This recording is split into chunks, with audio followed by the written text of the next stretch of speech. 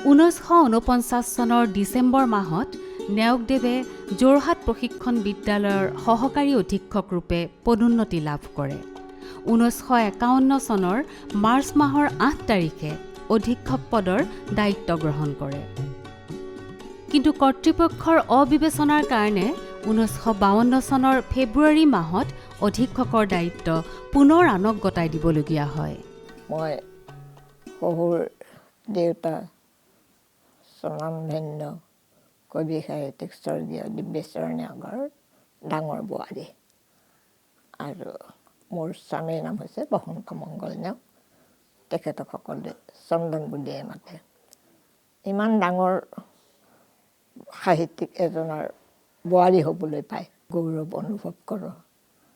আৰু তেখেতৰ লিখনিবোৰ পঢ়িও খুব ভাল লাগিছিল। সহজ সৰল ভাষা, সকলোখিনি কথাই, গোটেইখিনি যদিও পৰা নাই তথাপিও যেতিয়াই সুবিধা পাওঁ তেতিয়াই পঢ়োঁ।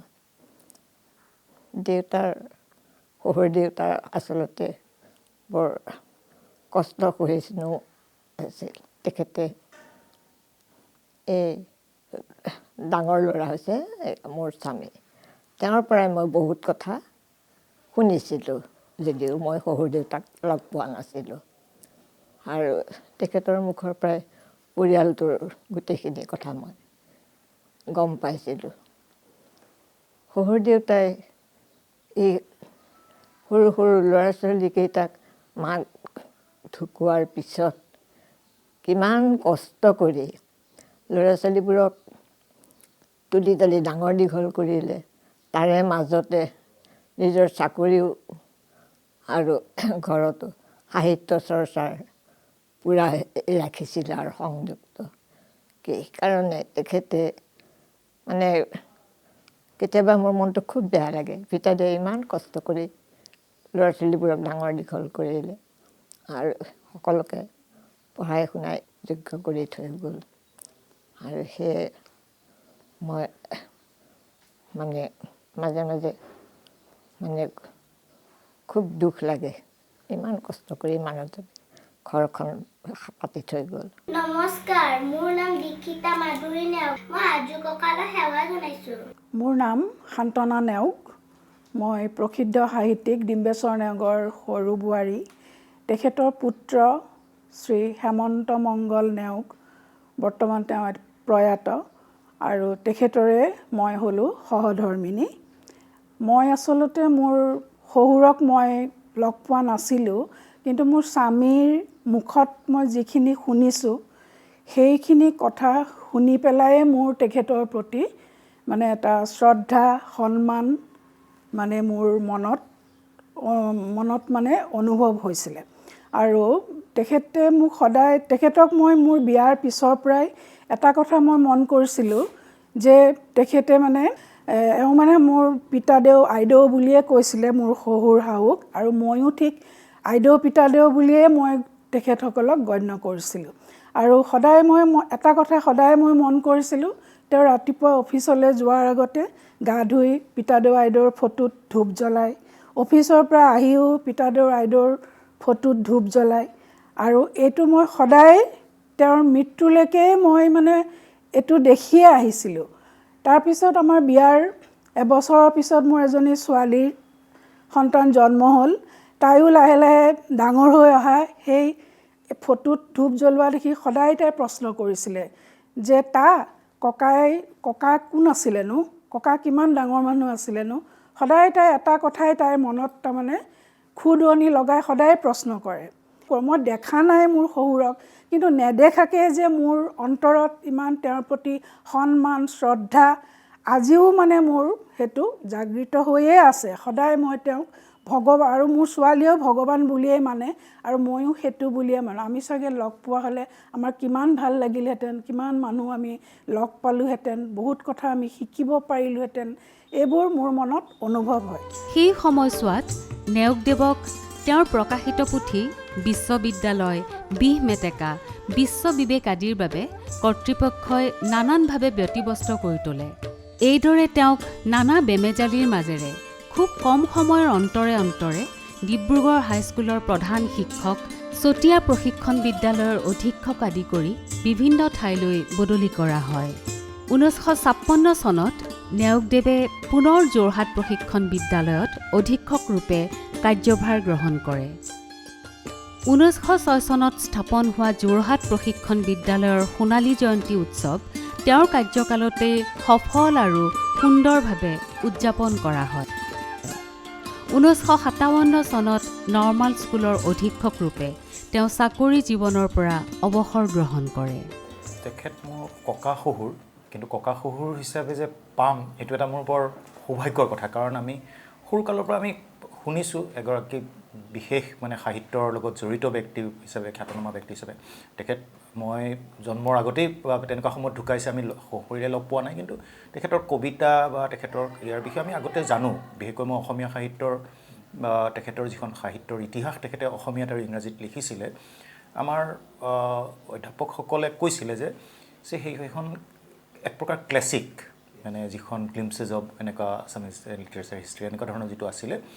আৰু বিশেষকৈ সাহিত্যৰ ইতিহাসৰ ক্ষেত্ৰত যে এটা গৱেষণাৰ স্ক'প আছে, সেই কথাটোৰ কিন্তু পায়োনিয়াৰ তেখেতেই বুলি আমাৰ কটন কলেজৰ শিক্ষকসকলে কৈছিলে। গতিকে তেখেতৰ প্ৰতি এটা মোৰ যেতিয়া এতিয়া বিয়া হৈ প্ৰথম আহিলোঁ, আমাৰ পৰিয়ালৰ ব্যক্তিসকলেও মানে মোক খুব ক'লে যে ইউ আৰ ভেৰি ফৰ্চুনেট, যে এটা পৰিয়াল যিটোত 6জনকৈ অসম সাহিত্য সভাৰ প্ৰাক্তন সভাপতি থকা পৰিয়াল এটাত। গতিকে মোৰ নিশ্চয় সেইটো এটা খুব ভাল লাগিছিল। আৰু মোৰ পৰিয়ালৰ সকলোখিনি মানুহে কিন্তু, কাৰণ তেওঁলোকৰ আমাৰ লগত এটা পুৰণা সম্পৰ্ক আছিল এইটো পৰিয়ালৰ, কাৰণ তেওঁলোক দুয়োটা পৰিয়াল যোৰহাটৰ পৰিয়াল, আৰু মোৰ ককা দেউতা আৰু এখেত নেওগ ককা দুয়ো খুব মানে কি বুলি ক'ব, সখী ধৰণৰ ব্যক্তি আছিলে। দুইজনে ইজনে সিজনক মানে তেওঁলোকে যোৰহাটতো পাইছে, গুৱাহাটীতো পাইছে, সেই ধৰণৰ তেওঁলোকৰ সম্বন্ধ আছিল। আমাৰ পৰিয়াল দুটাৰ মাজত যথেষ্ট সম্বন্ধ আছিল।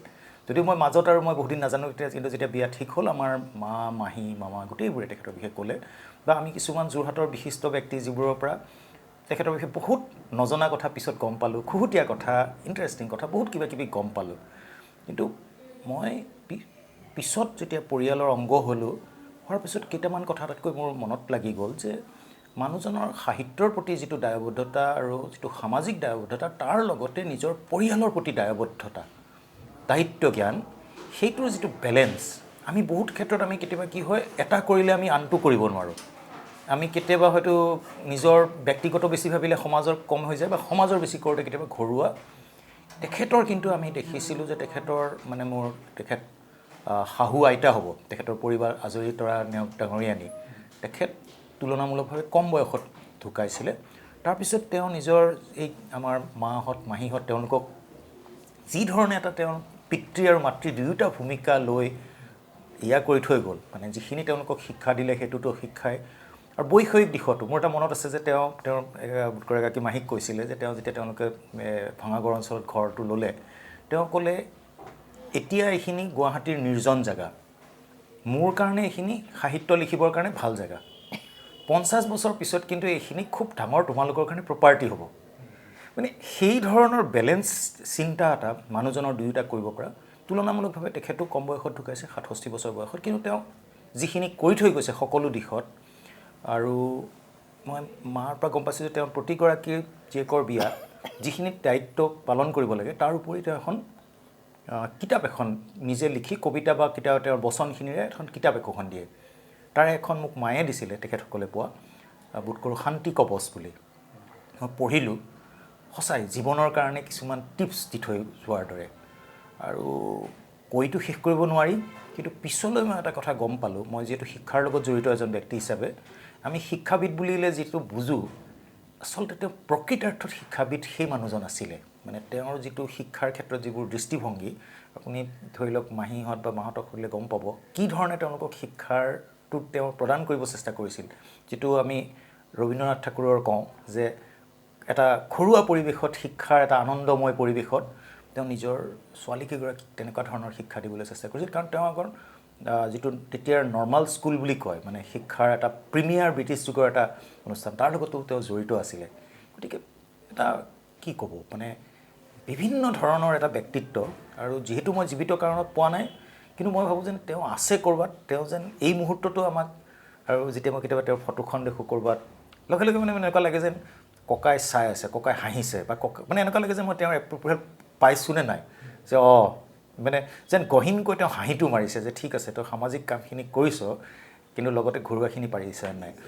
আৰু সেই বস্তুটোত আমাৰ পৰিবাৰে ক'ব মানে ককাৰ যিটো ৰোমান্টিক ছাইড বুলি কয়, আপোনালোকে শুনিছে, কাৰণ সেইটো তেওঁৰ যিকেইটা কবিতা আছে, সেই উৰ্বশী এনেকুৱা যিকেইটা কবিতা তেনেকুৱা ৰোমান্টিক, আৰু মানে সেইবোৰতো তেওঁ অনুভৱ কৰা মানুহ, কিন্তু তাৰপিছত আকৌ দায়িত্বৰ পৃথিৱীখন, তো সেই বেলেঞ্চ ব্যক্তিত্বগৰাকী। মই ককাক মানে দুৰ্ভাগ্যবশতঃ মই তেখেতক নাপালোঁ। মোৰ জন্মৰ আগতেই তেখেতৰ মৃত্যু হ'ল। কিন্তু ককাৰ কথা যিখিনি শুনিছোঁ মাৰ পৰা, মাৰ মাজু জীয়েক মই, কিন্তু আমি সৰুৰে পৰা মাৰ মুখত তেখেতৰ কথা শুনি আহিছোঁ, বা সৰুৰে পৰা দেউতা মানে ককাৰ বাৰ্ষিক যিটো অনুষ্ঠান হয় তাতে সৰুৰে পৰা মই মায়ে শিকোৱা মতে কিছুমান কবিতাও আবৃত্তি কৰিছিলোঁ, যিখন নেওগ কাব্যমালা বুলি আছে তাতে এটি কবিতা আছিলে, মোৰ এতিয়া মনত পৰিছে। সৰুতে মানে এজন মানে বৰ বিশৃংখল ল'ৰাৰ ওপৰত ককাই মানে লিখিছিলে, মই বৰ ভাল পাইছিলোঁ সেইটো কবিতাটো, যিটো কোনোবা বাপা বুলি। সেইটো মায়ে মোক মানে ধুনীয়াকৈ শিকাইছিলে, আৰু মায়ে যেনেকৈ শিকাইছিলে তেনেকৈয়ে কৰি গৈছিলোঁ। মানে ল'ৰাজনে অ'ত ত'ত বস্তু থয়, পৰ্দাত হাত মুচে, এনেকুৱা ধৰণৰ কবিতা। মানে ককাই বহুত গভীৰ বস্তুও লিখিছিলে, কিন্তু কিছুমান মানে মই এইটো ভাবিছোঁ যে সৰু সুৰা কথাও কিছুমান মন কৰিছিলে। গতিকে তেখেতৰ সেই কবিতাটো মোক খুব ভাল লাগিছিলে। মই আবৃত্তি কৰি পেলাই পুৰস্কাৰো পাইছিলোঁ, বা ককাৰ মিটিঙতো কৰিছিলোঁ। তাৰ উপৰিও আমি সৰুতে তেখেতে লিখা কোৰাছ কিছুমানো গাইছিলোঁ, মোৰ এতিয়া মনত পৰে। মানে বৰ ভাল লাগিছিলে সেই পৰিৱেশটো। ককা হয়তো থকাহেঁতেন আমি বহুত শিকিলোঁ হয় তেখেতৰ পৰা। গতিকে মোৰ মানে এতিয়া মাজে মাজে মোৰো দুখ লাগে যে কিয় নাপালোঁ। আৰু সাহিত্যৰ কথাটো তেখেতৰ কথা বহুত শুনিলোঁ, বা মিটিঙতো বহুতখিনি আমি গম পাইছোঁ তেখেতৰ বিষয়ে। এজন মহান ব্যক্তি আছিলে তেখেত। আৰু মোৰ দেউতা যদিও পুলিচত আছিলে, তেখেতৰ সাহিত্যৰ ইমান বেছি অধ্যয়ন নাছিলে, কিন্তু দেউতাই যিখিনি পাৰে সেইখিনি মানে আমি দেখিছোঁ। ককাৰ যেতিয়া মিটিং হয় দেউতাই মানে ওতঃপ্ৰোতভাৱে জড়িত, যেনেকৈ পাৰে মানে কাৰোবাক অনা নিয়াই কৰে, বা আমাক মানে প্ৰেক্টিছ কৰোঁতে সেইখিনি দেউতাই আমাক সহায় কৰিছিলে, মানে বহুতখিনিও দেউতাইও কৰিছিলে। গতিকে গম পাইছোঁ যে সকলোৱে তেখেতক বহুত শ্ৰদ্ধা কৰিছিলে আৰু ভালো পাইছিলে। আৰু এটা সুন্দৰ কথা মোৰ মনত পৰিছে, যিটো আমি সৰুতে শুনিছিলোঁ যে নৱকান্ত বৰুৱা ছাৰে কৈছিলে যে দুজন নেওগ ছাৰে গোটেই ভাল নামবোৰ দি শেষ কৰিলে, আমালৈ একো নাই। সেই কথাটো আমি মানে পাইছিলোঁ যে আমাৰ মাহীহঁতৰ গোটেইবোৰৰ যিবোৰ সুন্দৰ সুন্দৰ নামবোৰ, মানে সেই বস্তুটো কিন্তু এটা পৰম্পৰা তেওঁলোকৰ গোটেই পৰিয়ালটোত থাকি গ'ল, গোটেইবোৰত পিছৰ প্ৰজন্মলৈকে। আৰু এতিয়া বহুতেই সেই সুন্দৰ নামৰ এটা পৰম্পৰা এতিয়া অসমত এতিয়া চলিলে, কিন্তু সেইটো এটা তেখেতে আৰম্ভ কৰা এটা বৰ ডাঙৰ কথা আছিলে। প্ৰতিটো নামৰ মানে কেনেকুৱা হয়। 1926 চনত নগাঁৱত বহা অসম সাহিত্য সন্মিলনৰ পৰাই নেওগদেৱে সাহিত্য সভাৰ লগত জড়িত হৈ পৰে। 1933 চনৰ পৰা কেইবাবছৰো অসম সাহিত্য সভাৰ পত্ৰিকাৰ সম্পাদনাৰ দায়িত্ব বহন কৰে। 1944 চনৰ পৰা 1947 চনলৈ সাহিত্য সভাৰ প্ৰধান সম্পাদকৰ গধুৰ দায়িত্বও তেওঁক অৰ্পণ কৰা হয়। অসম সাহিত্য সভাৰ নাজিৰা অধিৱেশনৰ তেওঁ আছিল কবি সন্মিলনৰ সভাপতি, আৰু নলবাৰী অধিৱেশনৰ আছিল মূল সভাৰ সভাপতি।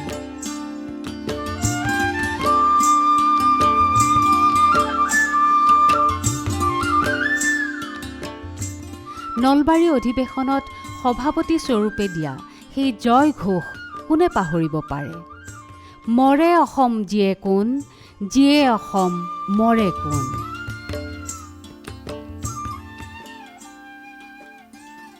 1962 চন মই তেতিয়া গুৱাহাটী বিশ্ববিদ্যালয়ৰ অসমীয়া বিভাগৰ ষষ্ঠ বাৰ্ষিকৰ ছাত্ৰ। সেই বছৰতে নলবাৰীত প্ৰথম সাহিত্য সভাৰ অধিৱেশন বহিছিল ফেব্ৰুৱাৰী মাহত। আৰু সেই সাহিত্য সভাখনত আচলতে অভ্যৰ্থনা সমিতিৰ সভাপতি আছিল প্ৰয়াত ত্ৰৈলোক্যনাথ গোস্বামী। তেখেত সেই সময়ত নলবাৰী মহাবিদ্যালয়ৰ অধ্যক্ষ হিচাপে কৰ্মৰত। তেখেত তাৰ পূৰ্বে 1960 চনত আৰু 1961 চনত দুখন অধিৱেশনত সভাপতিত্ব কৰিছিল, এখন গোৱালপাৰাত আৰু আনখন পলাশবাৰীত। আৰু সেই সূত্ৰেই তেখেতৰ আমন্ত্ৰণতেই বিশেষভাৱে নলবাৰীলৈ সাহিত্য সভা আমন্ত্ৰণ কৰা হৈছিল 1965 চনত। তেখেত তেতিয়া নলবাৰী সাহিত্য সমাজৰ সভাপতি আৰু সম্পাদক আদিৰ দায়িত্ব বহন কৰিছিল আমাৰ অধ্যাপক হৰেন্দ্ৰনাথ শৰ্মা, প্ৰয়াত শশী শৰ্মা প্ৰমুখ্যে এছাম বুদ্ধিজীৱীয়ে। আৰু বিশেষকৈ নলবাৰী কলেজ কেন্দ্ৰিক হৈ পৰিছিল সেই সভাখন। নলবাৰীৰ যিখন কলেজ, নলবাৰী কলেজৰ খেলপথাৰত সভাখন অনুষ্ঠিত হৈছিল। আজিৰ দৰে মেলামুখী নাছিল, সেই সভাখন আছিল অতি সীমিত পৰিসৰৰ। আৰু ইয়াতে নলবাৰীৰ কলেজ চকত এখন গ্ৰন্থমেলাও অনুষ্ঠিত হৈছিল। অসমৰ বিভিন্ন ঠাইৰ পৰা মানুহ আহিছে, কিন্তু মানুহৰ সংখ্যা আজিৰ দৰে নহয়, অৰ্থাৎ মেলামুখী নহয়।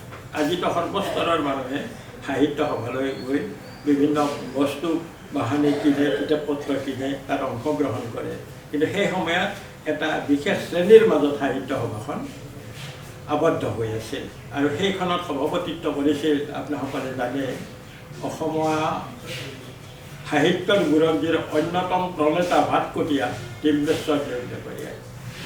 ডিম্বেশ্বৰ দেৱনাগৰীয়াই এদিন পূৰ্বে আহি নলবাৰী কলেজত বাহৰ পাতি আছিল। আৰু যিবোৰ অনুষ্ঠান অনুষ্ঠিত হৈছিল, সাহিত্য সভাকেন্দ্ৰিক অনুষ্ঠান, কাৰ্যনিৰ্বাহক সমিতিৰ অনুষ্ঠান, এইবোৰ নলবাৰী কলেজৰে হলত হৈছিল। কেদাৰমল বাজাজ হলত সেই সভাসমূহ অনুষ্ঠিত হৈছিল। আৰু সেই সভাত বিশেষভাৱে ডিম্বেশ্বৰ নেওগ ডাঙৰীয়াই যিখন প্ৰতিবেদন পাঠ কৰিছিল, সভাপতিৰ অভিভাষণ, সেইখন আছিল অনন্য। এই অনন্য প্ৰতিবেদনত তেওঁ এটাৰ বৰ গুৰুত্বপূৰ্ণ কথা উল্লেখ কৰিছিল, মৰে অসম যিয়ে কোন, যিয়ে অসম মৰে কোন। সভা শেষ হৈ যোৱাৰ পিছতো নলবাৰীৰ বিভিন্ন স্তৰৰ ব্যক্তিৰ মুখত সেই বাক্য উচ্চাৰিত হৈছিল, মৰে অসম যিয়ে কোন, যিয়ে অসম মৰে কোন। আৰু ডিম্বেশ্বৰ দেৱৰ যিখন ভাষণ, সেই ভাষণখনে সৰ্বস্তৰৰ লোককে স্পৰ্শ কৰিছিল। সেই সময়ত ডক্টৰ মহেশ্বৰ নেওগ প্ৰয়াত, তেখেত গুৱাহাটী বিশ্ববিদ্যালয়ৰ সেই সময়ত অসমীয়া বিভাগৰ মুৰব্বী অধ্যাপক, তেওঁ আছিল সম্পাদক। সম্পাদকীয় প্ৰতিবেদন পাঠ কৰিছিল মহেশ্বৰ নেওগে, আৰু সভাপতিৰ অভিভাষণ পাঠ কৰিছিল ডিম্বেশ্বৰ নেওগে। দুয়ো ভায়েক ককায়েক, দুয়ো কুমাৰ ভটিয়াৰ, একে ঠাইৰে দুয়োগৰাকী, আৰু দুয়ো সাহিত্যৰ লগত এনেদৰে জড়িত হৈ আছিল যে সেই দুগৰাকীক বাদ দি সেই সময়ত অসমীয়া ভাষা, সাহিত্য, সংস্কৃতিৰ বিস্তাৰৰ কথা ভাবিব নোৱাৰি। মহেশ্বৰ নেওগ ভীম কৰ্মা পুৰুষ আৰু ডিম্বেশ্বৰ নেওগ ভীম কৰ্মা পুৰুষ। তেওঁ নানা প্ৰতিকূল পৰিস্থিতিৰ মাজেদি গৈ সাহিত্যৰ জগতখন শুৱনি কৰি তুলিছিল ডিম্বেশ্বৰ নেওগে। আৰু তাৰ কাৰণে তেওঁ বিশেষভাৱে সেই সময়ত অসমৰ সৰ্বস্তৰৰ লোকৰ দ্বাৰাই পূজিত হৈছিল। তেওঁৰ ভাষণত উল্লেখ কৰা যিবোৰ কথা অসমীয়া ভাষা, সাহিত্য, সংস্কৃতি সম্পৰ্কে, সেইবিলাক অন্তৰ চুই গৈছিল প্ৰতিজন অসমীয়া, বিশেষকৈ বুদ্ধিজীৱীসকলৰ আৰু ছাত্ৰ যুৱক ছাত্ৰীসকলৰ। অসমৰ আন এক জাতীয় অনুষ্ঠান শ্ৰী শ্ৰী শংকৰদেৱ সংঘৰ পদাধিকাৰৰ দৰে গুৰুত্বপূৰ্ণ পদো নেওগে গ্ৰহণ কৰিছিল। অসমৰ প্ৰথিত যশা কবি সাহিত্যিক পুণ্যশ্লোক ডিম্বেশ্বৰ নেওগ আমাৰ চিৰস্মৰণীয়। এই জীৱনকালৰ ভিতৰতে তেখেতে অসাধ্য সাধন কৰি গৈছে। বিদ্যালয়ৰ জীৱনবোৰতে তেখেতে কবিতা ৰচনা কৰিছিল, আৰু কটন কলেজত পঢ়াৰ সময়ত বন্ধু মণিৰামৰ শোকত মালিকা নামৰ এখন সৰু কাব্যপুথি ৰচনা কৰিছিল 1921 চনতে। তাৰপিছত তেখেতৰ কবি জীৱন চলিছিল, আৰু লগে লগে তেখেতে বিভিন্ন আলোচনাও লিখিছিল, বিশেষকৈ অসমীয়া সাহিত্যৰ ইতিহাস সম্বন্ধে। আমি নিজে 1981 চনত ডিম্বেশ্বৰ নেওগ ডাঙৰীয়াৰ বিষয়ে এখন জীৱনী ৰচনা কৰিছিলোঁ, আৰু সেই সংক্ৰান্তত তেখেতৰ জন্ম ঠাই কমাৰপদীয়া, যাক তেখেতে মোৰ গাঁৱত বিশ্ব ব্ৰহ্মাণ্ডৰ ক্ষুদ্ৰ সংস্কৰণ বুলি কৈছিল, সেই ঠাইও ভ্ৰমণ কৰিছিলোঁ। আৰু তেখেতৰ সাহিত্য অধ্যয়ন কৰাৰ পিছত এটা কথা বিশেষভাৱে আমি মন কৰিছিলোঁ যে 1940 চনৰ পিছত তেখেতৰ সাহিত্যৰ গতিধাৰা সলনি হয় আৰু বিশেষকৈ সাহিত্যৰ বুৰঞ্জী আৰু মহাপুৰুষীয়া ধৰ্মৰ ওপৰত তেখেতে বিশেষ গুৰুত্ব দি পেলাই কাম কৰে। আমি উল্লেখ কৰিব পাৰোঁ 1940 চনত যোৰহাটৰ কাষৰ কেন্দুগুৰিত এটা অনুষ্ঠান তেখেতে স্থাপন কৰে, শংকৰদেৱ শিক্ষালয়। এই শংকৰদেৱ শিক্ষালয়ৰ তেখেত আছিল প্ৰতিষ্ঠাপক সভাপতি। এই অনুষ্ঠানৰ উদ্দেশ্য আছিল যে মহাপুৰুষ শংকৰদেৱৰ যি ধৰ্ম, নীতি, আদৰ্শ, সাহিত্য, সংস্কৃতি জাতি বৰ্ণ নিৰ্বিশেষে প্ৰচাৰ কৰা। ইয়াৰ এটা সুন্দৰ সাকাৰ ৰূপ আমি দেখিবলৈ পাওঁ শ্ৰী শ্ৰী শংকৰ সংঘৰ মাজেৰে। শ্ৰী শ্ৰী শংকৰ সংঘৰ ডিম্বেশ্বৰ নেওগ ডাঙৰীয়া প্ৰতিষ্ঠাপক অন্যতম সদস্য আছিল আৰু কেইবা বছৰো তেখেতে পদাধিকাৰৰ পদ শুৱনি কৰিছিল আৰু এই সংক্ৰান্তত তেখেতে অসমৰ চুকে কোণে য'ৰ পৰাই আহ্বান আহিছিল তালৈ ঢপলিয়াই গৈছিল আৰু শংকৰী সাহিত্যৰ বিশেষকৈ মহাপুৰুষীয়া ধৰ্ম সাহিত্যৰ প্ৰচাৰ প্ৰসাৰত বিশেষ গুৰুত্ব দি পেলাই ভাষণবোৰ দিছিল। তেখেতৰ উদ্দেশ্য আছিল যে মহাপুৰুষৰ যিখিনি নীতি আদৰ্শ, সেইখিনি সামাজিক সংগঠন, এইবোৰ আমাৰ সমাজ সাপেক্ষ কথা, এইবোৰ কথা আমাৰ সাধাৰণ মানুহে জানিব লাগে আৰু সেই বিষয়ে তেখেতে প্ৰচাৰ কৰিছিল। 1949 চনত বৰপেটা সত্ৰই যেতিয়া মহাপুৰুষ শংকৰদেৱৰ 500 বছৰীয়া জন্ম তিথি পাতিছিল, সেই সময়তো তেখেত বৰপেটালৈ আহিছিল। এইদৰে বিভিন্ন ঠাইত তেখেতে গৈছিল। গতিকে 1940 চনৰ পিছত আমি যি ডিম্বেশ্বৰ নেওগ ডাঙৰীয়াৰ পৰিৱৰ্তন আমি এটা দেখা পাওঁ, তেখেতে বৈষ্ণৱ ধৰ্মৰ ওপৰত যথেষ্ট অধ্যয়ন কৰিছিল। বৈষ্ণৱ ধৰ্মৰ আঁতিগুৰি 1941 চনত তেখেতৰ এখন প্ৰকাশিত কিতাপ। 1942 চনত পিছৰ বছৰতে বৈষ্ণৱ ধৰ্মৰ ভক্তি তত্ত্ব বুলি এখন তেখেতে ৰচনা কৰিছে। ইয়াৰ পিছত ইংৰাজীত তেখেতৰ দুখন উল্লেখযোগ্য গ্ৰন্থ আছে। এখন 1950 চনত ওলাইছিল মহাপুৰুষিয়াজিম, এ ইউনিভাৰ্চেল ৰিলিজন, আৰু ইয়াৰ 12 বছৰ পিছত এখন ওলাইছিল জগতগুৰু শংকৰদেৱ, ফাউণ্ডাৰ অফ মহাপুৰুষিয়াজিম। এই দুখন ইংৰাজীতে তেখেতে লিখি উলিয়াইছিল। তাৰপিছত শংকৰ সংঘত যেতিয়া আছিল তেতিয়া এই মহাপুৰুষ মাধৱদেৱৰ জন্মস্থান এই লেটেকী পুখুৰী লৈ পেলাই অলপমান এটা বিতৰ্ক সৃষ্টি হৈছিল। এখন গ্ৰন্থ তেখেতে সৰু গ্ৰন্থ এখন লিখিছিল, সেইখন হৈছে মাধৱদেৱৰ জন্মস্থান। ইয়াৰ উপৰি তেখেতে সেই সময়ৰ নানান আলোচনীত, বাতৰি কাকতত মহাপুৰুষ শংকৰদেৱৰ বিষয়ে, মহাপুৰুষীয়া ধৰ্মৰ বিষয়ে ভালেমান প্ৰবন্ধ পাতি লিখিছে। কিন্তু দুখৰ কথা যে এতিয়ালৈকেও সেই প্ৰবন্ধবোৰ সংকলিত নহ'ল। কিন্তু ঢুকুৱাৰ ঠিক আগে আগে তেখেতে এখন বৃহৎ গ্ৰন্থ শংকৰদেৱৰ ওপৰত লিখিছে। সেইখনৰ নাম হৈছে যুগনায়ক শংকৰদেৱ। মহাপুৰুষীয়া ধৰ্মৰ সম্বন্ধে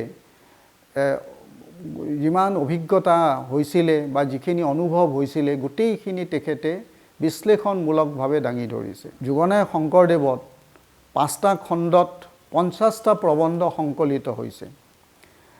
প্ৰাচ্য আমাৰ ভাৰতত যিখিনি আমাৰ ধৰ্মৰ বিকাশ হৈছে বৈদিক ধৰ্মৰ পৰা, উত্তৰ ভাৰতত যি ভক্তি আন্দোলন আমাৰ হৈছিলে, তাৰ পিছত মহাপুৰুষৰ যিখিনি ধৰ্ম নীতি, মহাপুৰুষৰ যিখিনি সাংগঠনিক দক্ষতা আৰু বিশ্বজনীনতা, মহাপুৰুষৰ বিশ্বজনীনতা এই কথাবিলাকো তেখেতে সামৰি তাত এইবোৰ লিখিছে। গতিকে সেইকাৰণে এই গ্ৰন্থখন আমাৰ এখন লেখত ল'বীয়া গ্ৰন্থ আৰু মহাপুৰুষীয়া ধৰ্মৰ বিষয় বা মহাপুৰুষীয়াৰ বিষয় যদি জানিব লাগে আমি বহুত কথাই এইখন গ্ৰন্থৰ পৰা পাব পাৰোঁ। উদাহৰণ হিচাপে তেখেতে মানে তুলনা কৰিছিল যেনে উত্তৰ ভাৰতৰ কবিৰ দাস, মাৰ্টিন লুথাৰ আৰু শংকৰদেৱ, এনেধৰণৰ ভালেমান তুলনামূলক অধ্যয়ন তেখেতে কৰিছিল। আৰু শংকৰদেৱৰ যি অধ্যয়ন, এই অধ্যয়নখিনি আমি যদি চাওঁ তেতিয়া দেখিম যে আমাৰ সাহিত্যৰথী লক্ষ্মীনাথ বেজবৰুৱাৰ উত্তৰসূৰী বুলি তেখেতক আমি ক'ব পাৰোঁ। তেখেতে যিখিনি বুৰঞ্জী লিখিছে, অসমীয়া সাহিত্যৰ বুৰঞ্জী, নতুন পোহৰত অসমীয়া সাহিত্যৰ বুৰঞ্জী, নিউ লাইট অন আছামিয়া লিটাৰেচাৰ ইংৰাজীত, এই গ্ৰন্থবোৰতো মহাপুৰুষীয়া যিখিনি আমাৰ সাহিত্য আছে, বিশেষকৈ শংকৰদেৱ মাধৱদেৱৰ যিখিনি সাহিত্য আছে বৰ বিস্তৃতভাৱে তেখেতে আলোচনা কৰিছে।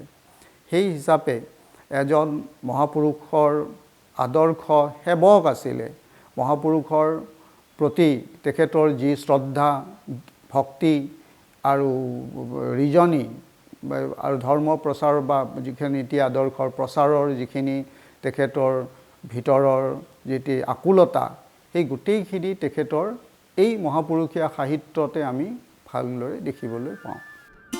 নিলিখিলে শান্তি নোপোৱা হৃদয়খনৰ তাৰণাত ইন্দ্ৰধনুৰ কবি ডিম্বেশ্বৰ নেওগে সৃষ্টি কৰি গৈছিল মালিকা, থুপিতৰা, মালতী, ইন্দ্ৰধনু, বনবেণু, বিহুৱতী, মুকুতা, থাপনা, অসমা, বিচিত্ৰা আদি কাব্য সম্ভাৰ।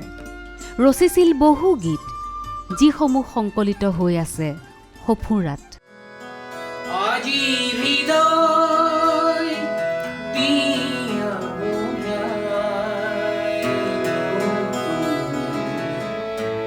প্ৰেমৰ বাণী গোটেই জীৱন উঠক জিনে নিপুত গানে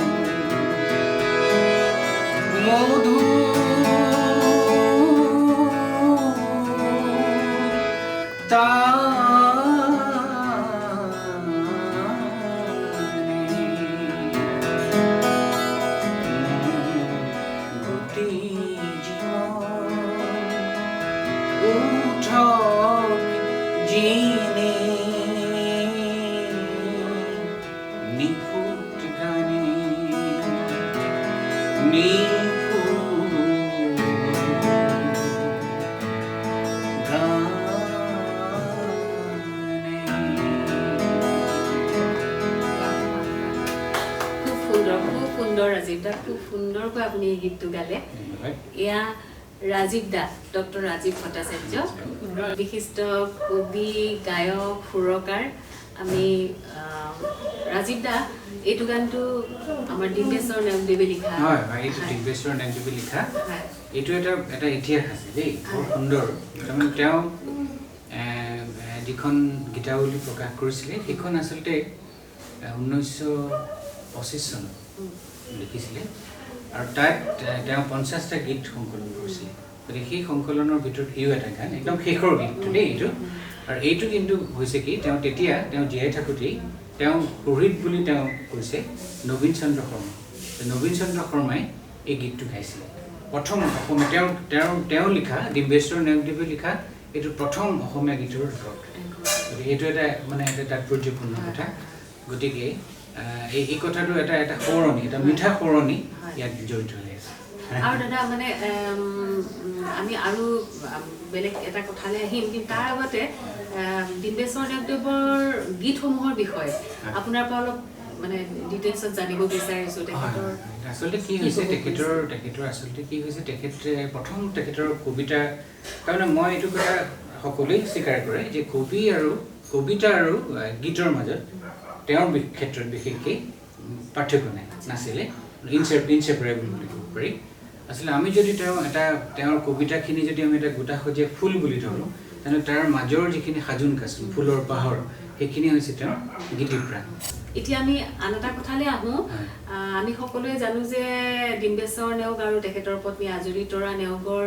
স্মৃতি ৰক্ষাৰ্থে এটি এখন সোঁৱৰণি সমিতি গঠন হৈছে তেখেতৰ অনুৰাগীসকলৰ দ্বাৰা আৰু আপুনি ওতঃপ্ৰোতভাৱে জড়িত মই জানো এই সমিতিখনৰ বিষয়ে আপোনাৰ পৰা জানিব বিচাৰিছোঁ তেখেতৰ সোঁৱৰণি যেতিয়া আমি সৰু আছিলোঁ দেই 70 দশকতে কৰা হৈছিলে এই অনুষ্ঠানত তেতিয়া ডিম্বেশ্বৰ নেওগ সোঁৱৰণি সন্থা আছিলে এইটো নাম ভূপেন্দ্ৰ ৰয় চৌধুৰী শ্ৰদ্ধেয় সাহিত্যিক তেখেত সম্পাদক আছিলে আৰু তেনেকৈ মিলি আমাৰ জোনাকী জীৱন মাধুৰী নেওগবুঢ়া আছিলে গতিকে সেই তেতিয়া কিন্তু লাহে লাহে হ'ল কি এটা কথা অনুভৱ কৰা হ'ল তাৰমানে ডিম্বেশ্বৰ নেওগ তেওঁতো মানে এগৰাকী সাংঘাতিক প্ৰতিভাধৰ সাহিত্যিক কিন্তু তেখেতৰ পত্নী সুযোগ্য পত্নী আজলী তৰা নেওগ কিন্তু কম নহয় দেই তেওঁ সাংঘাতিক তেওঁৰ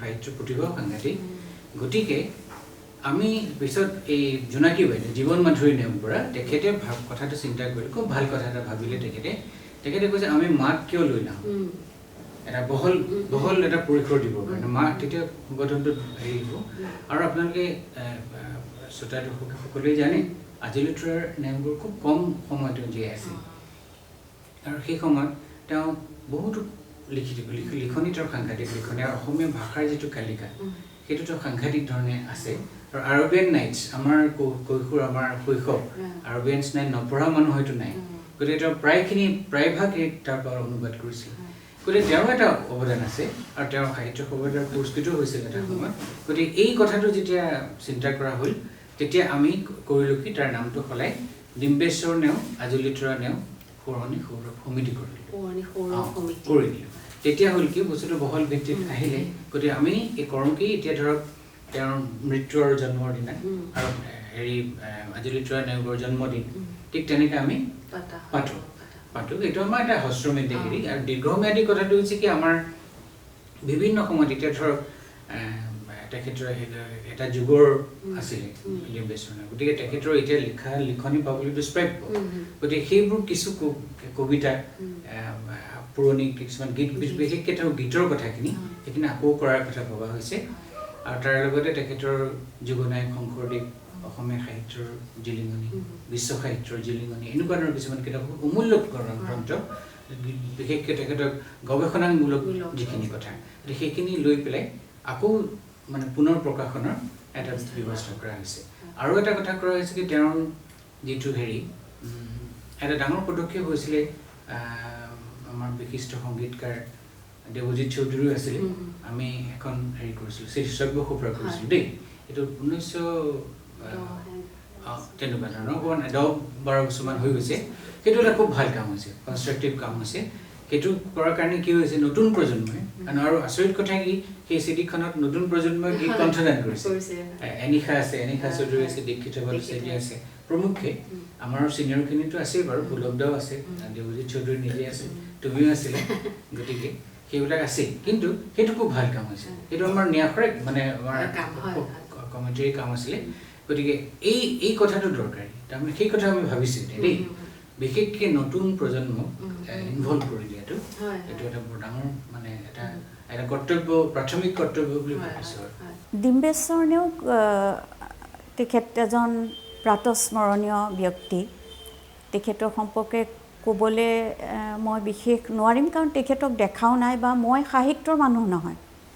কিন্তু তেখেতৰ ঘৰখনৰ লগত আমাৰ ঘৰখনৰ এটা খুব ঘনিষ্ঠতা আছিলে। এইটো কেনেকৈ হ'ল মই নাজানো বিশেষকৈ, কিন্তু সদায় তেখেতৰ মৃত্যুবাৰ্ষিকীটো খুব পৰিয়ালৰ লোকে খুব ভালকৈ সভা কৰিছিলে, খুব ভালকৈ অনুষ্ঠিত কৰিছিলে। তাতে প্ৰতি বছৰে বিভিন্ন বক্তা আহে। তেতিয়া মোক এবাৰ ক'লে, তুমি এইবাৰ দেউতাৰ গান এটা গাবা। তেতিয়া সুবীৰ মুখাৰ্জী, তেখেত খুব ভাল সুৰকাৰ, সুবীৰ মুখাৰ্জীয়ে এটা গান সুৰ কৰি দিলে। মই গানটো আছিলে চেনেহ বিচাৰি যায়। সেই গানটো মই গাইছিলোঁ, কেইবাবাৰো গালোঁ, কেইবাবছৰো গালোঁ বোধ কৰোঁ গানটো। তাৰপিছত তেতিয়াই মোক তেখেতসকলে এখন নেওগ কাব্যমালা, এই গ্ৰন্থখন মোক উপহাৰ দিছিলে আৰু ক'লে যে তুমি যদি পাৰা অলপ সুৰ কৰিবা গানখিনি। মই তাৰপিছত কিছুদিন পিছত আকাশবাণীত যেতিয়া চাকৰি কৰোঁ, তেতিয়া তাৰে এটা গান মই লৈছিলোঁ, এই মিলন পোৱা লোৱা আমাৰ প্ৰীতি সম্ভাষণ। তাত বিউতি শৰ্মা বৰুৱা, ৰাজীৱ ভট্টাচাৰ্য, অসীম কুমাৰ, তেনেকুৱা বহুতেই কেইবাজনো প্ৰায় 12-14জন শিল্পী লৈ পেলাই মই এটা বৃন্দগান সুৰ কৰি ৰেকৰ্ডিং কৰিছিলোঁ। আৰু জেনেৰেল প্ৰগ্ৰাম যিখিনি হয় তাতো 2-4গৰাকী শিল্পীক মই কেইবাটাও গান সুৰ কৰি দিছিলোঁ, যেনেকৈ আজি হৃদয় দিয়া বুঢ়াই নতুন প্ৰেমৰ বানেৰে। এই গীতখিনি যেতিয়া মই পঢ়িছিলোঁ, তেতিয়া এটা কথা মই উপলব্ধি কৰিছিলোঁ যে গীতবিলাকত এটা সুৰ বাজি থাকে, এটা সুৰ মনলৈ আহিয়ে যায়, ইমান সুন্দৰ কথাখিনি।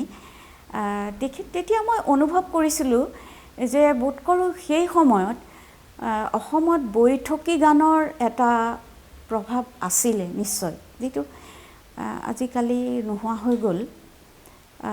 এতিয়া আজিকালি আৰু মন কৰিছোঁ যে যিখিনি শিল্পীয়ে গান গায় বা যিখিনি কথা লৈ গান গায়, সেই কথাখিনি, মই প্ৰতিগৰাকী শিল্পীৰ কথা কোৱা নাই, কিছুমান শিল্পীয়ে যিখিনি গান গায়, এই গানখিনি ঠিক মনৰ কোনো দাগ ৰেখাপাত নকৰে গীতখিনিয়ে।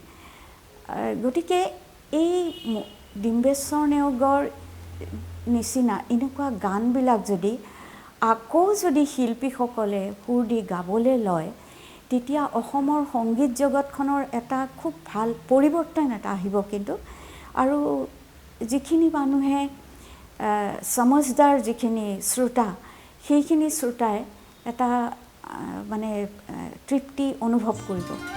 সঁচাকৈ নেওগদেৱৰ জীৱনৰ ব্ৰত আছিল অসমীয়া ভাষা সাহিত্যৰ সৰ্বতো প্ৰকাৰ উন্নতি সাধন। তেওঁ অসমীয়া লোকসাহিত্যৰ অনেকখিনি সম্পদ, যেনে আইনাম, ধাইনাম, বিয়ানাম, সাঁথৰ, পতন্তৰ মালা, বিহুগীত, বনঘোষা আদি সংগ্ৰহ আৰু সম্পাদনা কৰি যায়। আকুল পথিক, ফাগুনী, ডাক ভনিতা, নামতি, পুতলি, পাৰিজাত, ৰহৰহি, ভোগজৰা, পানী মিঠৈ, মণিকোঁৱৰ, কাচন কুঁৱৰী, ফুল কোঁৱৰ, পস্তুলা কুঁৱৰী ইত্যাদি জনসাহিত্য বিষয়ক ৰচনাৰাজিৰ মাজত নেওগদেৱৰ কঠোৰ শ্ৰম অন্তৰ্নিহিত হৈ আছে। কেতিয়াও তেওঁ বিচৰা নাছিল কোনো সন্মান, সামাজিক স্বীকৃতি বা প্ৰশংসা। ককা ডিম্বেশ্বৰ নেওগদেৱৰ স্মৃতি ৰোমন্থন কৰিবলৈ এই সময়ত যথেষ্ট অসুবিধা পাইছিল।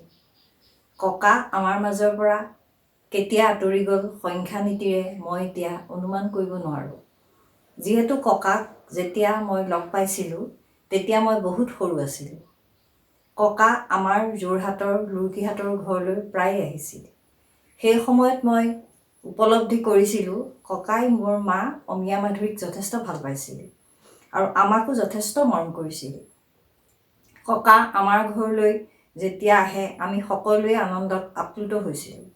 ককায়ো নিজে সেই পৰিৱেশৰ মাজত সহজে খাপ খুৱাই উঠিছিল আৰু গাঁৱৰ পৰিৱেশত আপ্লুত হৈ পৰিছিল। ককাই আমাৰ আগত আৰবীয় উপন্যাসৰ কাহিনীবোৰ ইমান সুন্দৰকৈ কৈছিল যে আমি এতিয়াও পাহৰিব নোৱাৰোঁ। ককাৰ লগত মোৰ জীৱনৰ বহুত সৰু সুৰা ঘটনাও জড়িত হৈ আছিল। সেইবিলাকৰ স্মৃতি ৰোমন্থন কৰি মই এতিয়াও আপ্লুত হওঁ আৰু আনন্দিত হওঁ। এবাৰ আমি বহাগ বিহু এটাত মামাহঁতৰ ঘৰ আজলিতৰাত আছিলোঁ। সেইদিনা বিহু আছিল। মই গা পা ধুই আহি ককাৰ ওচৰলৈ আহিছিলোঁ। ককাই তেতিয়া পঢ়া মেজত বহি লিখা পঢ়া কৰি আছিল। মোক তেখেতে আশীৰ্বাদ দিছিল আৰু থাপনা নামৰ পুথিখন মোক বিহুৰ উপহাৰ স্বৰূপে দিছিল। সেই সময়ত মই উপহাৰ দিয়া মুহূৰ্তটো কিমান যে গুৰুত্বপূৰ্ণ আছিল উপলব্ধিয়ে কৰিব পৰা নাছিলোঁ, কাৰণ মই সৰু আছিলোঁ। পিছত মই উপলব্ধি কৰিলোঁ যে ককাই কিতাপখনৰ যোগেদি মোৰ জীৱনৰ জ্ঞান যাত্ৰাৰ পথত এগছি বন্তি জ্বলাই দিছিল। আৰু ককাৰ সেই বন্তিগছিৰ পোহৰেই আজি মই জীৱনৰ বাট বুলিবলৈ সক্ষম হৈছোঁ। ককা এজন বিশাল ব্যক্তিত্বৰ পুৰুষ মহীৰূহ আছিল। তেখেতৰ জীৱনৰ সকলো দিশ কম সময়ৰ ভিতৰতে উপলব্ধি কৰিব পৰা নাছিলোঁ। তেখেত আমাৰ সকলোৰে লগত সহজ সৰল আছিল। আজি এই মধুক্ষণত তেখেতক স্মৰণ কৰিবলৈ পাই মই নিজে আনন্দিত হৈছোঁ আৰু ধন্য মানিছোঁ। বৰ্তমান ককা ক'ত আছে মই নাজানো। য'তেই নাথাকক তাৰ পৰাই আমাক যেন আশীষ বৰ্ষণ কৰি থাকক। মই তেখেতৰ আটাইতকৈ সৰু নাতিনী স্পন্দিতা মাধুৰী নেওগ। ককাক মই কেতিয়াও দেখা নাছিলোঁ। কেৱল তেওঁৰ বিষয়ে শুনিছিলোঁ মোৰ দেউতা আৰু মোৰ জেঠাইহঁতৰ পৰা। প্ৰত্যেক বছৰৰ 7 আগষ্ট আৰু 12 নৱেম্বৰৰ দিনা দেখিছিলোঁ তেখেতক সোঁৱৰণি সভা আয়োজন কৰা হৈছিল। আৰু এই সভাবোৰত বহুতো ডাঙৰ কবি সাহিত্যিক আহিছিল আৰু ককাৰ সাহিত্য কৰ্মৰ ওপৰত আলোচনা কৰিছিল, ভাষণ দিছিল। তেতিয়া মই ভাবিছিলোঁ আমাৰ ককা চাগে খুব ডাঙৰ মানুহ। এইবোৰ দেখি শুনিয়ে কেতিয়াও তেওঁক নেদেখাকৈ মোৰ মনৰ মাজত তেওঁৰ বিষয়ে এখন ছবিৰ সৃষ্টি হৈছিল। কিন্তু সঁচা কথা ক'ব গ'লে 2008 চনত মোৰ মনলৈ আহিল, যদি মই ককাৰ কাৰণে কিবা এটা স্থায়ী বস্তু কৰিব পাৰিলোহেঁতেন, যিটো সদায় থাকি যায়, ছামথিং উইচ ইজ পাৰ্মানেণ্ট। আৰু তেতিয়া মোৰ মনলৈ আহিল তেখেতৰ বিষয়ে এখন ডকুমেণ্টাৰী কৰাৰ কথা। আৰু এই ডকুমেণ্টাৰীখন কৰিবৰ কাৰণে মই বিভিন্নজনে ককাৰ বিষয়ে লিখা আৰ্টিকল আৰু কিতাপ পঢ়িছিলোঁ। আৰু এইবোৰ পঢ়ি মই বুজি পাইছিলোঁ যে অসমীয়া ভাষা সাহিত্যৰ প্ৰতি ককাৰ কিমান অতুলনীয় অৱদান।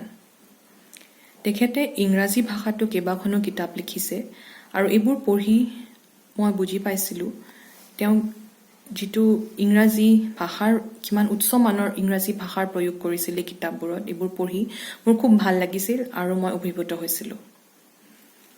সকলোৰে মাজত আমাৰ ককা এজন সাহিত্যিক, কবি, সমালোচক, শিক্ষক, বুৰঞ্জীবিদ হিচাপে পৰিচিত।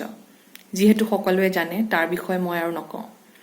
কিন্তু তেওঁৰ বিষয়ে পঢ়ি মই এটা কথা উপলব্ধি কৰিছিলোঁ, তেখেতৰ দৃঢ় মনোবলৰ কথা, তেখেতৰ জীৱন যুঁজৰ কথা।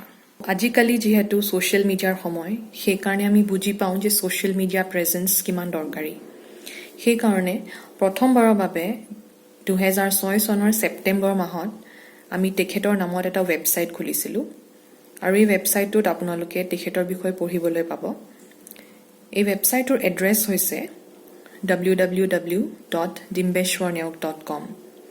দ্বিতীয়তে উইকিপিডিয়াটো আমি তেখেতৰ নামত উইকি পেজ তৈয়াৰ কৰিছোঁ। বৰ্তমান অসমীয়া আৰু ইংৰাজী দুয়োটা ভাষাতে তেখেতৰ নামত উইকি পেজ উপলব্ধ আছে।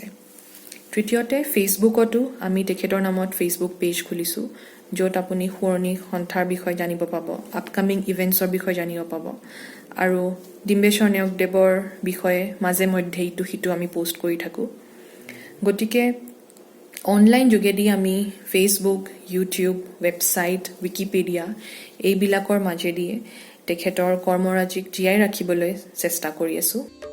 অসমীয়া ভাষা সাহিত্যৰ সৰ্বতো প্ৰকাৰ উন্নতিৰ হকে তেওঁ প্ৰকাশ কৰি উলিওৱা কেইখনমান গ্ৰন্থ হ'ল বিশ্ব সাহিত্যৰ জিলিঙনি, অসমীয়া সাহিত্যৰ বুৰঞ্জী, আধুনিক অসমীয়া কাব্য প্ৰতিভা, আধুনিক অসমীয়া সাহিত্যৰ বুৰঞ্জী, অসমীয়া কথা প্ৰতিভা, new light on history of Assamese literature, আদি 1960 চনত প্ৰকাশ কৰি উলিয়াই তেওঁৰ একমাত্ৰ উপন্যাস গাঁৱে নগৰে।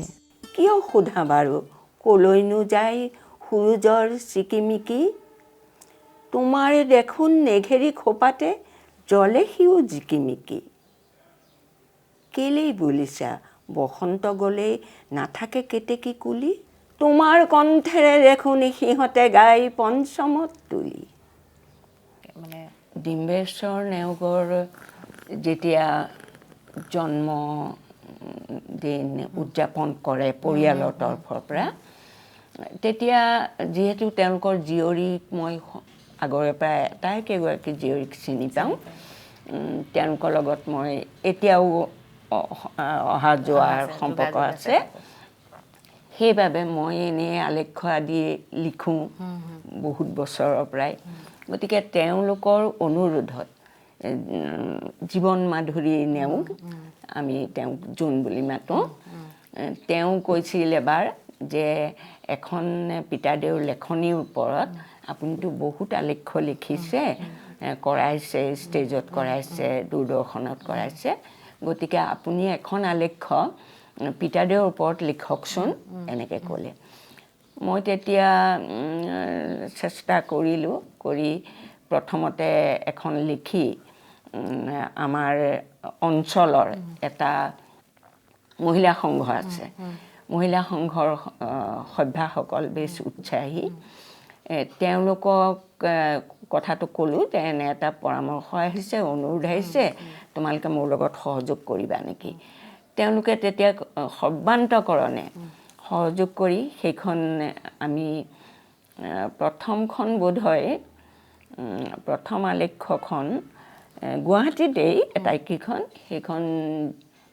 সেইটো জন্মতিথিয়ে আছিল, তাত পৰিৱেশন কৰিছিলোঁ।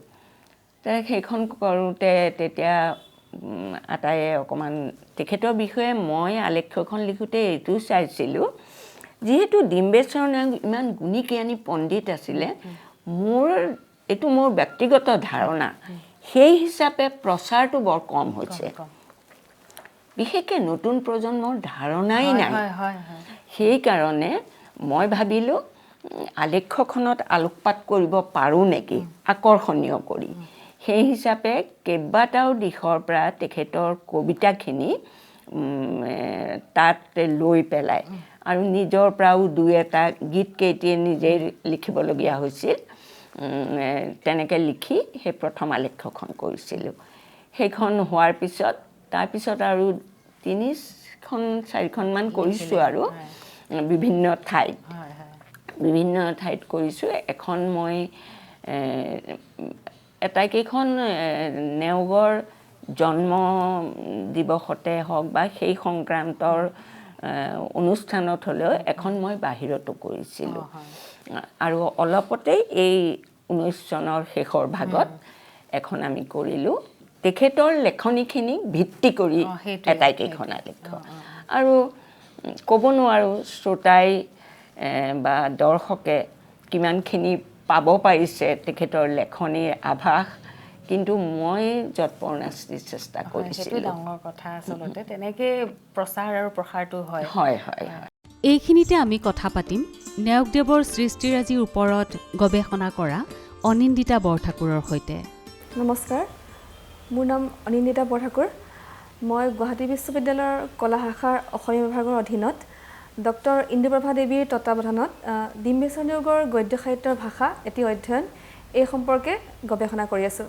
মোৰ গৱেষণাৰ বৰ্তমান 5টি বৰ্ষ অতিক্ৰম কৰিছে আৰু মোৰ ঘৰ শিৱসাগৰ জিলাৰ সাপেখাতিত। মই বৰ্তমান গুৱাহাটী বিশ্ববিদ্যালয়ৰ এগৰাকী কনিষ্ঠ গৱেষক। ডিম্বেশ্বৰ নেওগৰ গদ্য সাহিত্যৰ ভাষা বুলি ক'বলৈ গ'লে তেওঁ অসমীয়া গদ্য সাহিত্যত যথেষ্ট অৱদান আগবঢ়াইছে। মূলতঃ তেওঁ এজন কবি হিচাপে যদিও প্ৰথম অৱস্থাত আত্মপ্ৰকাশ কৰিছিল আৰু অসমীয়া সাহিত্যৰ জগতত তেওঁক ইন্দ্ৰধনুৰ কবি বুলি সকলোৱে জানে। ইন্দ্ৰধনুৰ কবি হিচাপে তেওঁ বিখ্যাত। সকলোৱে তেওঁৰ কবিতা হয়তো অলপ হ'লেও পঢ়িছে। কমাৰ ফদিয়া, ক্ষুদ্ৰ গাঁওখনি, সকলো এই বাক্যশাৰীৰ কাৰণে তেওঁ জনাজাত। গতিকে তেওঁৰ কবি হিচাপে যথেষ্ট অৱদান, কিন্তু গদ্য সাহিত্যলৈ কিমানখিনি অৱদান আগবঢ়াইছে সেইখিনি মাত্ৰ দুটামান শাৰীত কৈ শেষ কৰিব নোৱাৰি। আচলতে ডক্টৰ নগেন শইকীয়াদেৱে তেওঁক অসমীয়া সাহিত্যৰ সব্যসাচী পণ্ডিত আখ্যা দিছিল। সব্যসাচী পণ্ডিত বুলি এইকাৰণে আখ্যা দিছিল যে তেওঁ প্ৰথমে অসমীয়া সাহিত্যৰ বুৰঞ্জীলৈ অৱদান আগবঢ়ালে, শংকৰদেৱ সম্পৰ্কে বিভিন্ন ধৰণৰ গৱেষণা কৰিলে, ধৰ্মমূলক সাহিত্য লিখিলে, তাৰ উপৰি তেওঁ আত্মজীৱনী লিখিলে, উপন্যাস লিখিলে, চুটিগল্প লিখিলে, যিখিনি অৱদানৰ বিষয়ে হয়তো আমাৰ অসমীয়া সাহিত্যত ইমানখিনি অধ্যয়ন হোৱাই নাই এতিয়ালৈকে। গতিকে সকলো দিশলৈ, আমাৰ সাহিত্যৰ সকলো দিশলৈ অৱদান আগবঢ়োৱাৰ কাৰণে তেওঁক সব্যসাচী পণ্ডিত বুলি কোৱা হয়। এতিয়া মই চমুকৈ তেওঁৰ আমাৰ গদ্য সাহিত্যলৈ কি অৱদান সংক্ষেপে দুটামান শাৰী কৈছোঁ। প্ৰথমে তেওঁ এগৰাকী বুৰঞ্জীবিদ, সাহিত্যৰ বুৰঞ্জীবিদ আচলতে, যি ক্ষেত্ৰত তেওঁৰ নাম প্ৰাতঃস্মৰণীয় অসমীয়া সাহিত্যৰ ক্ষেত্ৰত। কাৰণ আমাৰ সাহিত্যৰ দ্বিতীয়খন বুৰঞ্জী তেওঁ ৰচনা কৰিছিল। প্ৰথমখন দেৱেন্দ্ৰনাথ বেজবৰুৱাই ৰচনা কৰিছিল, যিখন অসমীয়া সাহিত্যৰ প্ৰথমখন বুৰঞ্জী, কিন্তু দ্বিতীয়খন ৰচনা কৰিছিল ডিম্বেশ্বৰ নেওগদেৱে। আৰু ডিম্বেশ্বৰ নেওগদেৱে বিজ্ঞানসন্মতভাৱে প্ৰথমখন বুৰঞ্জী ৰচনা কৰিছিল অসমীয়া সাহিত্যত। গতিকে বুৰঞ্জীবিদ হিচাপে, সাহিত্যৰ বুৰঞ্জীবিদ হিচাপে ডিম্বেশ্বৰ নেওগৰ বৰঙণি অনন্য। দ্বিতীয়তে ক'বলৈ গ'লে তেওঁ হৈছে এজন সমালোচক।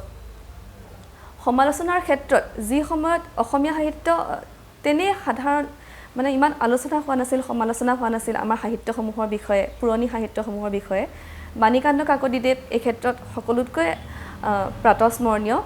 কিন্তু বাণীকান্ত কাকতিৰ পিছতে যদি আমি দ্বিতীয়জন সমালোচকৰ বিষয়ে ক'বলৈ যাওঁ, তেতিয়াহ'লে ডিম্বেশ্বৰ নেওগৰ বিষয়ে ক'বই লাগিব। কাৰণ বাণীকান্ত কাকতিয়ে যি সময়ত আলোচনা কৰিছিল অসমীয়া সাহিত্যৰ বিভিন্ন দিশসমূহৰ, পুৰণি অসমীয়া সাহিত্যৰ, তাৰপিছত বাণীকান্ত কাকতিৰ পিছতে এই ক্ষেত্ৰত ডিম্বেশ্বৰ নেওগ অন্যতম। আৰু প্ৰথম অৱস্থাত যেতিয়া আমাৰ সাহিত্য সমালোচনা ইমান আগবঢ়া নাছিল, সকলো সমালোচকে সেই সময়ত কেৱল সাহিত্যৰ গুণসমূহ বা যিখিনি সাহিত্য আমাৰ অসমীয়া ৰাইজে পঢ়া নাই সেইখিনি ৰাইজৰ চকুত আগবঢ়াই দিবলৈ তেওঁ আলোচনা কৰিছিল। কিন্তু ডিম্বেশ্বৰ নেওগদেৱে লাহে লাহে অসমীয়া সমালোচনাৰ এনেকুৱা এটা দিশলৈ লৈ গৈছিল, যিটো বৰ্তমান আমি সমালোচনা সাহিত্যক যেনেকুৱা দিশেৰে চাওঁ, অৰ্থাৎ গুণসমূহ নহয় দুখসমূহো তেওঁ এজন প্ৰকৃত সমালোচকৰ দৃষ্টিৰে আলোচনা কৰিছিল। তৃতীয়তে ডিম্বেশ্বৰ নেওগৰ গদ্য সাহিত্যলৈ, অসমীয়া গদ্য সাহিত্যলৈ অৱদানৰ বিষয়ে ক'বলৈ গ'লে ক'ব লাগিব যে আমাৰ যিসমূহ শংকৰদেৱৰ সাহিত্য, শংকৰদেৱ মাধৱদেৱে লিখি থৈ যোৱা বৈষ্ণৱ ধৰ্মমূলক সাহিত্য, সেইসমূহৰ আলোচনা। এই ক্ষেত্ৰত লীলাৱতী শইকীয়া বৰা বাইদেৱে তেওঁক লক্ষ্মীনাথ বেজবৰুৱাৰ পিছতে বুলি কৈছে। কাৰণ ডিম্বেশ্বৰ নেওগদেৱে বিভিন্ন ধৰণৰ গ্ৰন্থ ৰচনা কৰি, লক্ষ্মীনাথ বেজবৰুৱাদেৱে হয়তো গ্ৰন্থ ৰচনা কৰা নাছিল, তেওঁ মাত্ৰ দুখনমান আলোচনা কৰিছিল, দুখনমান পুথিত বা কেইটামান প্ৰবন্ধ লিখিছিল। ডিম্বেশ্বৰ নেওগদেৱে বিভিন্ন ধৰণৰ গ্ৰন্থ ৰচনা কৰি মহাপুৰুষ দুজনাৰ যি অনন্য অৱদান, সেই অৱদানসমূহ ৰাইজৰ চকুলৈ আগবঢ়াই দিলে আৰু লগতে সেইসমূহৰ বিভিন্ন আমাৰ বেলেগ বেলেগ ধৰ্মৰ যিবোৰ তত্ত্বকথা আছে সেইবোৰৰ লগত তুলনা কৰিলে। গতিকে এই ক্ষেত্ৰত ডিম্বেশ্বৰ নেওগৰ অৱদান অন্যতম। যিসমূহৰ বিষয়ে গৱেষণাৰ অনেক থল আছে, হয়তো সেইসমূহ অধ্যয়ন কৰি আমাৰ সাহিত্যক, আমাৰ সংস্কৃতিক আৰু অকণমান আগবঢ়াই লৈ যাব পৰা হ'ব। গতিকে এই ক্ষেত্ৰত সকলোৱে অসমীয়াই ওলাই আহিব লাগে আৰু তেওঁৰ যিসমূহ গ্ৰন্থ আছে, যিসমূহ এতিয়া মানে দুৰ্লভ বুলি ক'ব পাৰি, দুৰ্লভ হৈ পৰিছে, সেইসমূহ বিভিন্ন ধৰণৰ গ্ৰন্থাগাৰ বা কোনো ব্যক্তিৰ হাতত যদি আছে তেনেকৈ সংগ্ৰহ কৰি সেইসমূহৰ ওপৰত আলোচনা কৰিব লাগে। বৰ্তমান নেওগদেৱৰ সৃষ্টিৰাজি ডিজিটেল মাধ্যমতো যিমান দূৰ সম্ভৱ সংৰক্ষণ কৰাৰ প্ৰয়াস কৰা হৈছে। অসমৰ বিশিষ্ট সাহিত্যিক তথা ভাষাবিদ স্বৰ্গীয় ডিম্বেশ্বৰ নেওগৰ, তেখেতে বহুখিনি মূল্যৱান কিতাপ লিখি থৈ গৈছিল। তেখেতে লিখা বহুখিনি কিতাপৰ এতিয়া কি হৈছে কি নতুনকৈ সংস্কৰণ হোৱা নাই, নতুনকৈ ছপা হোৱা নাই।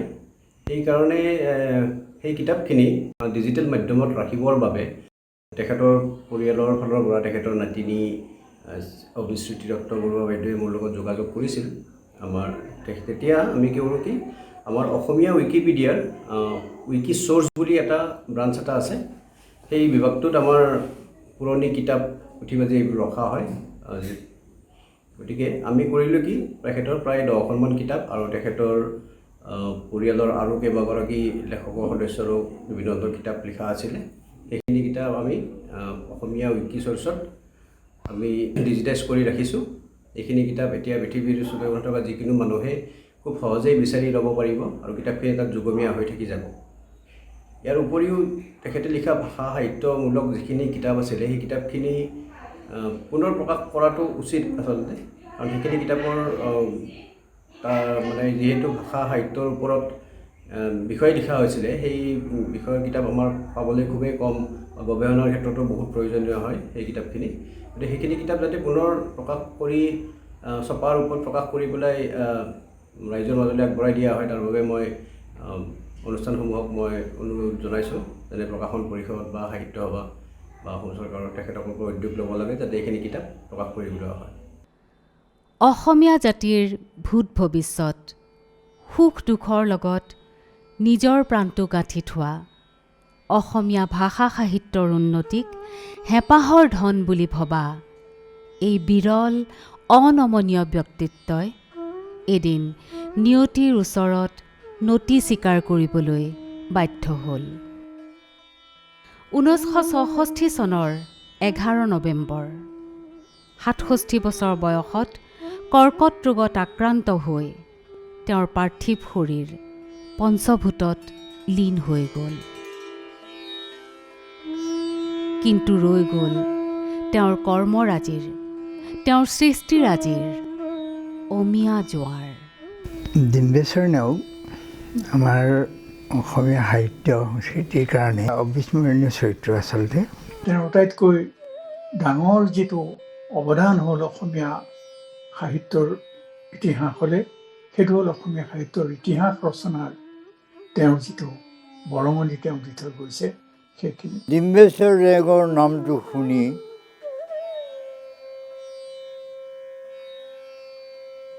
মনটো পোহৰ হৈ গ'ল। মহাপুৰুষৰ প্ৰতি তেখেতৰ যি শ্ৰদ্ধা, ভক্তি আৰু ৰিজনি আৰু ধৰ্ম প্ৰচাৰ বা যিখিনি নীতি আদৰ্শৰ প্ৰচাৰৰ যিখিনি তেখেতৰ ভিতৰৰ যিটো আকুলতা, সেই গোটেইখিনি তেখেতৰ এই মহাপুৰুষীয়া সাহিত্যতে আমি ভালদৰে দেখিবলৈ পাওঁ। ডিম্বেশ্বৰ নেওগৰ যি দুবছৰীয়া শিক্ষাদান, সেই শিক্ষাদানৰ মই ঋণ মোৰ 7টা জনমত মই ওলাব নোৱাৰোঁ।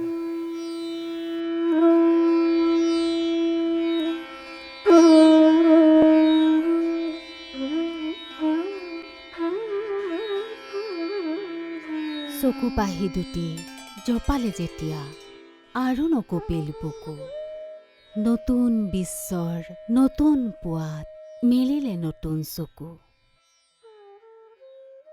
নেওগদেৱৰ নশ্বৰ দেহ লৈ অহা হ'ল ডিব্ৰুগড়ৰ পৰা গুৱাহাটীলৈ। গুৱাহাটীৰ কামাখ্যাৰ শ্মশানত লুইতৰ পাৰত অগণন গুণমুগ্ধ ৰাইজে তেখেতলৈ শেষ শ্ৰদ্ধা নিবেদিলে। মৰে অসম যিয়ে কোন, যিয়ে অসম মৰে কোন। হয়, অসমীয়া জাতিৰ সঞ্জীৱনী মন্ত্ৰ, মৰে অসম যিয়ে কোন, যিয়ে অসম মৰে কোন। স্ৰষ্টা ডিম্বেশ্বৰ নেওগ। ডিম্বেশ্বৰ নেওগদেৱ কায়িকভাৱে আমাৰ মাজৰ পৰা আঁতৰি গ'ল যদিও অসমীয়া সাহিত্য সংস্কৃতিৰ সাধক, অসম প্ৰাণ, দেশপ্ৰেমিক, কবি, গদ্য লেখক ডিম্বেশ্বৰ নেওগদেৱ যেতিয়ালৈকে অসমীয়া জাতি থাকিব, অসমীয়া ভাষা থাকিব, তেওঁ আমাৰ মাজত সদায় জীয়াই থাকিব।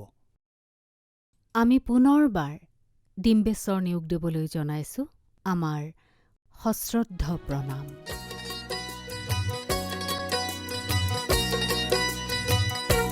চেনে বিচাৰি যায়, বিচাৰি যায়,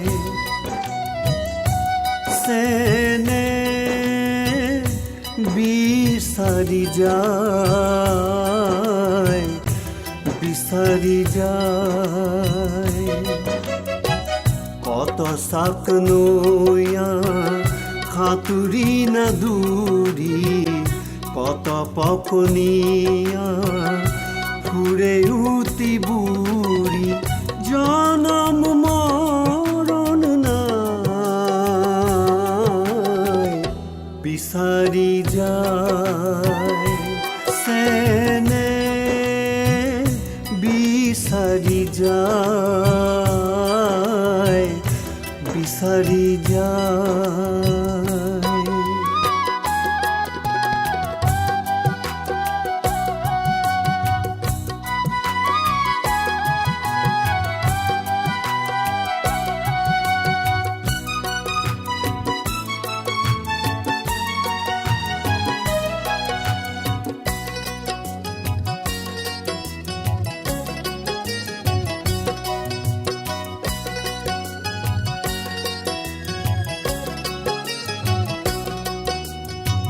শুৱনি সজাতি কোনে সাজি দিলে, তাকো ভাঙি গ'ল হায়।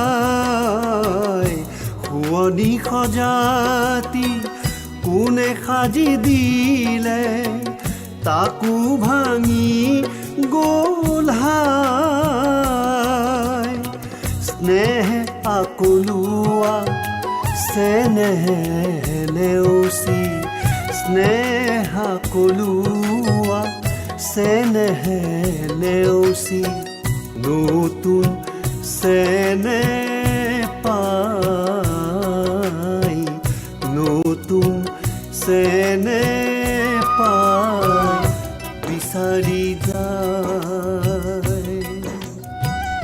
বিচাৰি যায়, বিচাৰি যায়।